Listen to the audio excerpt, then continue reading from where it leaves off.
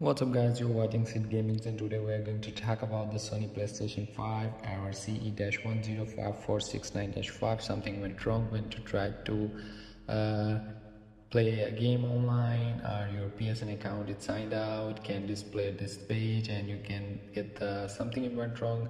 Is the problem with your local network or DNS settings. So here you go, just forget it and connect it again and go to the advanced settings and change the DNS, primary DNS, secondary DNS. And if the server is down, then you just simply wait the servers come back. Sometimes the maintenance, you are not going to try a game online or a PSN account is signed out, and Sony will fix this up automatically. When the servers get back up, it will be working properly.